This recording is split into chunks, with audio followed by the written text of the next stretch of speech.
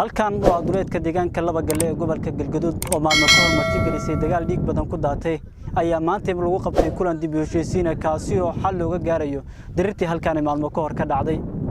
wasaaradda arrimaha gudaha dawlad goboleedka Galmudug oo soo qaban qaabisay kulankan ayaa waxa kala qayb galay wasiirro iyo xildhibaano ka tirsan dawlad goboleedka Galmudug maamulada degmooyinka Cadaada iyo Caabud Waaq iyo sidoo kale xubno ka socday odayaasha dhaqanka dhinacyadii halkan ay dirirtu ku dhaxmartay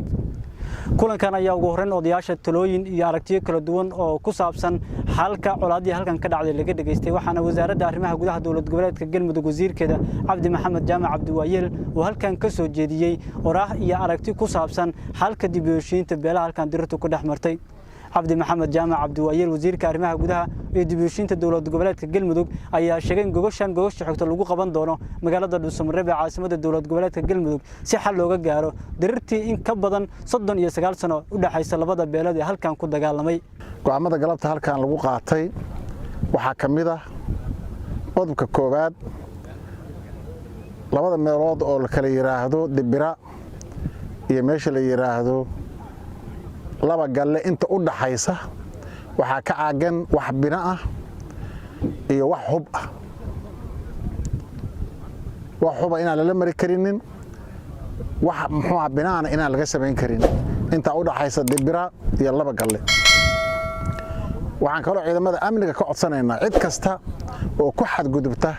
go'aankaas inay gacanta ku dhigaan sharcigan hor keenaan waxaan kale oo halkaan rabaa inaan galabta uga dhawaaqo colaadan oo muddo dheer qaadatay waxaan go'aansanay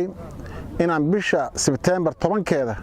gogosha aan u dhigay labada beelood ay ku wada hadli lahaayeen magaalada Dhuusamareeb magaalada madaxda Galmudug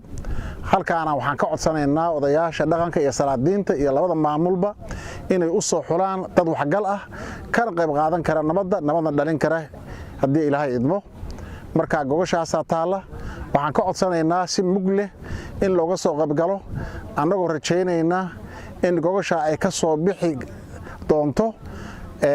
wax dadkaan u aayaan dagaalka muddo dheer oo 40 sano ka badan socdayna ku soo gabagaboobi doona haddii Alla idmo waxa kale oo aan rabnaa ka wasaaradahan inaan magacaawno guddi 6 ah oo labada dhinac ka kala imaanaya labada degmo lana shaqeeya ciidamada amniga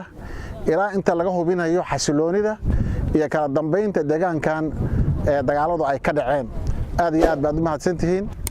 qaar ka mid ah odayaasha waxgaradka labada dhinac ee halkan u dirirtu ku dhaxmartay oo dhankooda aan mikrofoonka siinay ayaa soo dhaweeyay gogosha dib u heshiisineed ee wasaaradda arrimaha gudaha dawlad goboleedka Galmudug ku dhawaaqday taasi oo lagu qaban doono Dhuusamareeb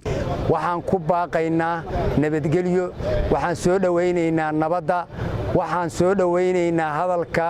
dawladda Galmudug wasiirka arrimaha gudaha madaxda xildhibaanada odayaasha labada beelood waa soo dhaweynaynaa nabadgelyada nabad la'aan ba carrada taal in wixii hadda ka dambeeyo nabad la raadiyo nabad baan ku baaqaynaa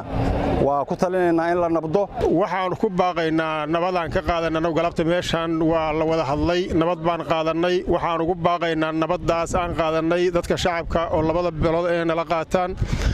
waxa la yiri wiil baa ku dhintay wiil kuma dhasho muxuu ahaay colaad intii naga dhimatay maanta ay barardoqi dhibaato noogu filan ciidahoodii noogu filan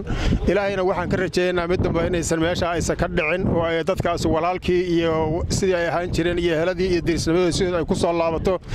waxa looga heshiiyay xabad joojin annaga marka waxaan ku baaqaynaa in nabad la qaato meeshaas xabad joojina looga ballamay dadka shacabka ah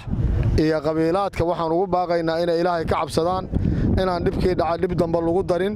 in xabad joojinta iyo nabadda la qaatay wax laga qaato in xal iyo xisaab la isugu yimaado saasaan soo dhaweynaynaa shirka dib u heshiisiinta beelahan ayaa maanta ahaa maalintii koobaad ee halkan ay isku arkaan waxaana la filayaa in dhawaan la soo gabagabeeyo is aragyo kala duwan oo xal looga gaarayo colaadan Saciid Goode wararka TV-ga Universal